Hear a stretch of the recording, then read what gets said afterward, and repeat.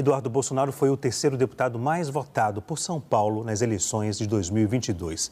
Ele deixou o Brasil em julho deste ano, alegando sofrer uma perseguição política. A gente conversa agora com Eduardo Bolsonaro, que está nos Estados Unidos. Participa também da entrevista daqui a pouquinho a nossa correspondente, a Patrícia Vasconcelos. Muito obrigado pela disponibilidade, viu, falar com a gente aqui do SBT News. Boa noite. Boa noite, Leandro, Patrícia, a toda a audiência do SBT. Satisfação falar com vocês. Muito obrigado pela oportunidade. Eu começo fazendo uma pergunta em relação à última conversa até que eu tive com o senhor sobre aquele período ainda em que o presidente da Câmara dos Deputados, Hugo Motta, havia sinalizado que poderia colocar a sua análise de mandato pela mesa diretora. O senhor havia falado que alegou em uma carta vários pontos a Hugo Motta em relação à sua condição aí nos Estados Unidos. Qual foi a resposta? Ele não escutou o senhor? Qual foi a dificuldade que teve naquele momento para agora? Em bom português, Leandro, Hugo Motta está sendo ameaçado pelo Alexandre de Moraes. O Hugo Motta mudou a opinião de muita coisa, inclusive sobre a anistia, após a Polícia Federal, a mando de Alexandre de Moraes, ir fazer uma operação contra a prefeitura do pai dele no interior do Nordeste. Então, dessa maneira, Hugo Motta, de forma inédita, não permitiu que eu fosse líder da minoria, porque o líder da minoria, nenhum líder, na verdade, precisa marcar presença na Câmara. Ser líder da minoria significaria que eu não perderia meu mandato. Mas ainda assim, Hugo Motta advogou contra os interesses, não só de um parlamentar, mas de toda essa gente que eu represento. Sigo sendo o recordista com o maior número de votos da história do Brasil para deputado federal. É lamentável que o Hugo Motta prefira advogar a favor do Supremo Tribunal do que a favor dos seus pares dentro da Câmara dos Deputados. Então, com base nisso, eu fui impedido de exercer o meu mandato. Eu deveria, na verdade, ser facilitado a exercer o meu mandato em virtude da perseguição que eu sofro. Ou alguém duvida que se eu retornar ao Brasil, eu serei preso por qualquer acusação que eles inventem, como, por exemplo, a sair agora de coação. Então, essa é a situação que eu me encontro. Lamento a decisão do presidente Hugo Motta, mas ele não a tomou sozinho, tomou em conjunto com outros membros da mesa da Câmara dos Deputados. Finalizo dizendo e relembrando, é a primeira vez que um deputado federal é cassado sem que isso passe necessariamente pelo plenário da Câmara dos Deputados. Eu vou chamar também a nossa correspondente, a Patrícia Vasconcelos, que tem uma pergunta para o senhor. Patrícia, boa noite. Boa noite, Leandro. Sempre um prazer participar do Jornal do SBT News. Boa noite também, Eduardo Bolsonaro. Agradeço a disponibilidade, o tempo por conversar conosco aqui no SBT News. Complementando a pergunta do Leandro, como o senhor recebeu essa decisão esta semana, tendo em vista o que já foi dito agora nessa primeira resposta? E complementando essa primeira pergunta, ao contrário do Alexandre Ramagem, que perdeu os direitos políticos por 8 anos, o senhor ainda pode concorrer a algum cargo, se tem isso em mente para o próximo ano? Sim, Patrícia, eu acredito que no estado de exceção que nós estamos vivendo ainda ocorrerá cenas dos próximos capítulos e, muito provavelmente, o STF vai tentar me impedir de concorrer a qualquer cargo ano que vem. Vamos ver como é que vai ser isso, porque existe um processo totalmente esdrúxulo, que foi uma investigação aberta a pedido do líder do PT. Olha a situação que nós estamos. O líder do PT pede para abrir um inquérito contra o deputado do PL e o Alexandre de Moraes coloca isso adiante. Esse é o processo que me motivou a ficar aqui nos Estados Unidos, lá atrás. Em primeiro momento, o PGR até falou, depois de 18 dias, disse que não, a atividade do Eduardo Bolsonaro é lícita. E o Alexandre de Moraes arquivou esse inquérito. Mas quando o secretário de Estado, Marco Rubio, voltou a dizer que poderia sancionar Alexandre de Moraes, lá em maio ainda desse ano, eles reabriram esse inquérito. Então é nesse inquérito que eles estão colocando contra mim a acusação de coação. Porque se eu for condenado, ainda que pela primeira turma que eles controlam, isso me fará incorrer na lei da ficha limpa, impedindo a minha elegibilidade. Inclusive, isso deve ocorrer com outros deputados de direita. Não por roubar, não por vinculação com tráfico de drogas ou crimes desse tipo, mas sim apenas por falar e ter uma conduta de acordo com os seus representados. Os meus eleitores em massa estão me agradecendo pelos meus serviços e eu adianto a eles: nada acabou, eu seguirei sendo a mesma pessoa e tendo o mesmo espírito para trabalhar pela população do Brasil. Agora, Eduardo, o senhor recebeu alguma sinalização da mesa diretora da Câmara? Porque, deixe-me ver se uma informação que obtive procede. Houve a fase em que o senhor poderia apresentar uma defesa às alegações jurídicas em um documento à mesa diretora. E a informação que obtive foi que o senhor não quis fazer isso porque já sabia que a mesa iria tomar a decisão de cassá-lo. Procede essa informação que o senhor não respondeu a esse documento, não apresentou esse documento à mesa? Leandro, eu estou morando nos Estados Unidos e isso daí é notório. Todos vocês sabem, né? Patrícia já encontrou comigo aqui em solo americano. Todo mundo sabe que eu estou morando no Texas. Por que não há esforços da Câmara para me contactar? O que eu estou querendo dizer é o seguinte: vocês acham que vai adiantar eu fazer alguma defesa? Ou será que essa defesa apenas vai legitimar esse processo baixo e vil contra mim? Porque eu queria entender o seguinte, a pergunta que eu faço aos juristas do Brasil. Para eu perder o meu mandato, então vale dizer que eu estou morando nos Estados Unidos e então estou faltando às sessões da Câmara. E por isso não posso nem ser líder da minoria. Então reconhece-se que eu moro nos Estados Unidos.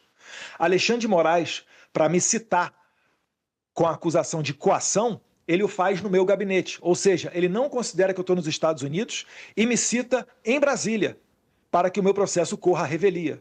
Então o que você tem são duas situações totalmente distintas. Para todas elas, Leandro, a minha resposta é igual. Estou morando nos Estados Unidos. As autoridades americanas sabem meu endereço. Poderia ser enviada uma carta rogatória para apresentar a minha defesa, mas nada disso é feito. Então, eu não posso admitir que o governo americano esteja protegendo um suposto terrorista ou criminoso como Eduardo Bolsonaro. E mantenho a minha coerência. Sigo nos Estados Unidos. E se eu retornasse ao Brasil, finalizando essa pergunta, na verdade, eu tinha apenas dois caminhos a seguir. Ou eu retorno ao Brasil e vou preso e perco meu mandato, ou sigo aqui nos Estados Unidos, trabalhando, como eu estou fazendo há meses sem receber salário, com as contas bloqueadas, inclusive as contas da minha esposa, Heloísa, estão bloqueadas pelo Alexandre de Moraes, e também as contas da esposa do Ramagem, porque ele coloca as punições para ir além da pessoa do acusado, vai também aos familiares, algo que não é previsto na nossa Constituição, e continuar aqui em solo americano, ao menos em liberdade, ainda que sem o título de deputado federal, trabalhando pelo bem dos meus eleitores de São Paulo. Patrícia? Eduardo, eu tive a oportunidade de entrevistá-lo, acho que 2 ou 3 vezes este ano aqui nos Estados Unidos. Em uma destas entrevistas, o senhor havia dito que a única possibilidade de retorno ao Brasil seria a sanção ao juiz do Supremo e que fez lobby e trabalhou para que isso acontecesse aqui nos Estados Unidos. O que muda nos planos do senhor a partir de agora, com a retirada da sanção que pesava sobre Alexandre de Moraes? Patrícia, deixa eu só fazer uma correção técnica para não ser usada pelos nossos inimigos. Eu entendi muito bem a sua pergunta, muito pertinente. Mas eu não fiz lobby, porque para fazer lobby nos Estados Unidos é necessário um credenciamento prévio, né? Coisa que eu não fiz. Então, na verdade, o que nós fizemos aqui foram reuniões parlamentares, foram contatos com autoridades. Eu não fiz lobby para isso ou para aquilo, inclusive sempre deixei claro também, aproveitando o gancho da sua pergunta, que nunca trabalhei por tarifas ao Brasil. Mas essa foi a decisão do presidente Trump, tal qual também foi a decisão dele retirar Alexandre de Moraes da lista de sancionados pela Lei Magnitsky. Foi uma decisão própria dele, não se sabe a contrapartida que foi dada pelo Brasil, mas certamente ele fez isso movido pelo melhor interesse dos americanos, que é o que ele tem que fazer enquanto presidente da República. Então, com relação ao presidente Trump, eu tenho muita gratidão por ele ter prestado atenção na situação do Brasil, a situação emergencial, e eu lamento que a sociedade, de uma maneira geral, a sociedade não, as elites brasileiras, as pessoas que têm condição de ir a Brasília e pressionar o establishment de Brasília, não fizeram, preferiram pressionar o establishment dos Estados Unidos. Então, eu acredito que essa movimentação de grupos de senadores que vieram aqui bater a porta do State Department, outras pessoas da FEBRABAN, da CNI e etc., fazendo essa pressão contra os Estados Unidos, isso certamente pesou na hora do presidente fazer a sua reflexão, imagino eu, e pensar, olha, eu estou tentando ajudar o Brasil, mas, ao que parece, muitos dos brasileiros, ou pelo menos aqueles que têm condição de vir aos Estados Unidos, estão indo no sentido contrário. Então, talvez, não sei, Patrícia, isso possa ter pesado na hora do Trump tomar a sua decisão. Mas em algum momento a gente vai saber qual vai ser a contrapartida do Brasil. Finalizo, né, dizendo que eu tomei conhecimento de matérias da imprensa, falando que a contrapartida brasileira, não sei o quanto disso daí é confirmado, foram a venda de terras raras, comunicação satelitária e apoio para o combate ao crime organizado.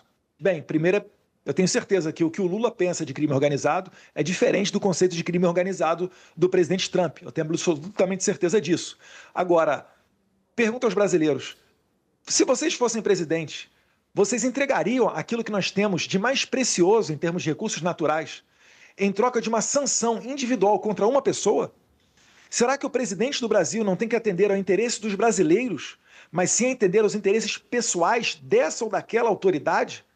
Eu vejo como lamentável, Patrícia, se realmente for verdade que Trump entregou as terras raras brasileiras e a comunicação satelitária para livrar Moraes de uma sanção. Não ficaria surpreso, mas tem que dizer aqui que ficaria enojado se isso for confirmado. Agora, deixe-me colocar aqui o cenário, esse cenário que o senhor falou agora. Há parlamentares, há fontes em Brasília que falam o seguinte, que o que aconteceu com a retirada da lei Magnitsky para o ministro Alexandre de Moraes, houve ali uma exigência por parte do governo norte-americano nas negociações em relação ao Brasil. O governo Lula nega que isso tenha acontecido, mas há informações em Brasília de políticos que afirmam isso, que houve na negociação, entre vários pontos da negociação, um acordo para que houvesse uma aprovação, no caso do PL da dosimetria, em troca dessa questão da lei Magnitsky. O senhor tem conhecimento sobre isso? O que foi que aconteceu em relação a essa retirada da lei Magnitsky em relação ao ministro Alexandre de Moraes? Um outro lado, a direita fala que o presidente dos Estados Unidos, Donald Trump, virou as costas para a direita aqui no Brasil e para a família Bolsonaro. Como é que o senhor vê esse cenário? O que foi que aconteceu em relação a isso? E se o senhor tem conhecimento que houve esse certo acordo entre os poderes para poder aprovar, portanto, a lei da dosimetria? Começando pelo final, Leandro, excelente pergunta. A todo momento tentam criar essa narrativa de que o Trump abandonou o Jair Bolsonaro, a família Bolsonaro, e na verdade não tem nada disso. Agora, se a gente olhar a carta que o Trump escreveu no dia 9 de julho, né, onde ele iniciou ali as tarifas e falou dos motivos pelos quais ele estava iniciando essas sanções contra o Brasil, ele deixa bem claro que a principal questão, inclusive está no primeiro parágrafo da carta, é a perseguição contra inimigos políticos da esquerda, né? A perseguição contra Jair Bolsonaro, seus familiares e seus apoiadores. Então, por óbvio, né, um projeto de lei, ainda que muito aquém daquele que nós gostaríamos, que é o da anistia, né, mas um projeto de lei da dosimetria, olha, isso daí pode ser enxergado por vários atores políticos como um primeiro passo. Mas eu não tenho como te garantir isso, Leandro, eu não tenho essa informação da fonte para te dar. Como eu disse, ainda está muito nebuloso o que foi tratado, mas há uma certeza. O Trump não retiraria uma sanção contra o ministro Alexandre de Moraes sem nada em troca. Eu acho que cedo ou tarde a gente vai descobrir realmente o que foi parte desse acordo. Patrícia? Como fica a rotina do senhor agora aqui nos Estados Unidos? Se continua morando no Texas, pretende seguir de alguma forma apoiando, né, o seu irmão Flávio Bolsonaro nas eleições ano que vem?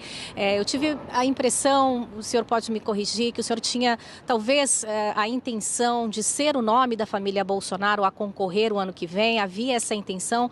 E se agora, qual vai ser o papel, né, ou a função do senhor, mesmo daqui dos Estados Unidos, em relação a apoiar a pré-candidatura que já foi anunciada? Perfeito. Os contatos que eu tenho, Patrícia, as pessoas que me recebem, elas não me recebem porque eu tenho diploma de deputado federal na parede. Elas me recebem porque há muitos anos já eu gasto dinheiro do meu próprio bolso rodando o mundo e por isso que as portas se abrem para mim, principalmente no cenário conservador. Vi de exemplos como CIPEC, entrevistas aqui em canais internacionais, seja em inglês ou seja em espanhol. Então isso daí, esse trabalho é o que eu digo, isso continuará ocorrendo. essa relação com os Estados Unidos, né? Vou repetir aqui o que uma autoridade americana me falou lá atrás. Ela falou: Eduardo, se prepara, porque é o seguinte, vocês vão sorrir e vão chorar, vão sorrir e vão chorar, vão sorrir e vão chorar. Ou seja, haverá muitos outros capítulos dessa história. E não vai acabar aqui. A gente está vendo, por exemplo, o governo Trump jogando duro contra os narcoterroristas na Venezuela. É notório que o governo brasileiro, né, o Lula, ele teve a maioria de votos nos presídios brasileiros. Ocorreu festa nas carceragens nacionais quando ele ganhou a eleição. Então, né, vamos ver como é que vai ficar essa relação, onde é que está o comprometimento do Brasil em combater aqueles que inundam o território americano com drogas. Então, haverá muitas outras cenas desse capítulo. E além desse trabalho que eu possa prestar aqui junto às autoridades americanas, que eu já conheço há muito tempo, obviamente, tem a eleição do Flávio Bolsonaro. Eu, de maneira nenhuma, fiquei triste, muito pelo contrário. Eu, inclusive, trabalhei para a escolha do nome do Flávio, que é um nome viável. E hoje está se comprovando mais do que nunca isso. E certamente, cada vez mais, pelo jeito articulador de ser do Flávio, isso vai se configurar cada vez mais sólida a possibilidade de vitória dele. Porque ele é uma pessoa que vai atrair esses votos das pessoas de centro, que são as pessoas que não seguem necessariamente a política. Então o Flávio já está sentando com agentes do centro, com pessoas do mercado financeiro e cada vez mais, né, vai colocar adiante a sua campanha. Da minha parte, o que eu posso contribuir é a parte internacional. É os contatos, né, com o mundo árabe, com Israel, com os Estados Unidos, né, como fizemos recentemente uma viagem a El Salvador, onde eu levei para conhecer o presídio Secote, famosíssimo presídio do presidente Bukele de El Salvador. Então isso eu continuo desenvolvendo. O que eu vou trazer para vocês aqui é uma notícia em primeira mão, que eu fiquei sabendo tem pouco tempo, onde há uma ordem a todas as embaixadas e consulados brasileiros para que eu não possa ter o passaporte comum. Assim sendo, dentro de 30 ou 60 dias, assim que eu perder meu mandato, for notificado disso, eu tenho que devolver o meu passaporte diplomático. Ou seja, se confirmada essa notícia, eu peço a vocês que são repórteres investigativos para que vejam a veracidade disso, né, se há realmente essa ordem, mas ao que parece sim, ela existe, eu vou ficar sem passaporte brasileiro. Em mais uma tentativa da Alexandre de Moraes de minar o meu trabalho. Mas eu já adianto que eu estou vacinado, conheço as estratégias dele, né? Congelou a minha conta bancária, congelou a conta bancária da minha mulher, eu ficaria sem ter como sustentar os meus 2 pequenos filhos, mas como eu sei que eles jogam sujo, eu já estou vacinado e precavido contra todas essas medidas. E seguirei trabalhando na parte internacional pela campanha de Flávio Bolsonaro. Depois dessa decisão daqui na Câmara dos Deputados, como é que está a sua relação com o governo norte-americano? O senhor tem se encontrado com o Marco Rubio ou com interlocutores ou até com o próprio presidente Donald Trump? Leandro, não fiz recentemente mais nenhuma ida a Washington, a capital americana. Os contatos seguem através principalmente de WhatsApp ou redes sociais. Então, dessa maneira que nós temos mantido o nosso contato. Muito se esfriou também no período de shutdown aqui nos Estados Unidos, que na verdade foi mais de 30 dias onde ficou sem votar a lei orçamentária, e isso impede que o servidor público americano vá para a Casa Branca e vá para várias outras agências governamentais. Então, dessa maneira, encaminhando para o final de ano, né, não tenho feito visitas frequentes a Washington DC. Mas quem sabe, né, em breve retornarei, talvez inclusive com Flávio Bolsonaro. Vamos ver. Patrícia? O senhor falou sobre as viagens, né, ao exterior e o trabalho que pretende seguir fazendo. O senhor esteve recentemente em Israel, postou uma foto junto ao Benjamin Netanyahu. O foco dessa viagem recente ao Oriente Médio foi também as eleições no Brasil ano que vem ou foi um outro motivo? E se realmente acontecer o que o senhor disse há pouco em relação ao passaporte, se isso inviabilizaria qualquer saída do senhor aqui dos Estados Unidos? Patrícia, a questão do passaporte, eu estou vendo exatamente como é que ela se configura, né? Mas, em princípio, eu estou aí sob o risco de perder a possibilidade de passaporte brasileiro. Isso não me impediria de fazer outras saídas internacionais, porque eu tenho outros meios para fazê-lo. Ou, quem sabe, até correr atrás de um passaporte de apátrida, né? Vamos ver como é que isso daí acontece. Com relação à viagem a Israel, quando eu fui a Israel, foi no momento anterior ao anúncio do Flávio Bolsonaro como concorrente à presidência da República. Então, nós não tratamos, né, não conversamos sobre esse assunto. Agora, é claro, né, um país estrangeiro não pode interferir na eleição brasileira. O que a gente faz é o soft power, é o relacionamento. Isso daí conta. Quanto melhor for a imagem do Eduardo, do Flávio, de qualquer político internacionalmente, maiores são as chances, por exemplo, né, dos jornais internacionais escreverem bem sobre nós, escreverem a verdade, estarem mais claros do que está ocorrendo no Brasil. Então, essa verdade a gente sempre tenta levar e certamente a gente vai continuar fazendo esse trabalho. Quem sabe aí em breve até retornando ao Oriente Médio novamente. Ok. Eu agradeço mais uma vez a disponibilidade ao falar com a gente aqui do SBT News. Muito obrigado mesmo por falar em pleno sábado, né? Agradeço também a Patrícia. Uma boa noite para o senhor e até a próxima. Eu que agradeço e agradeço a minha esposa.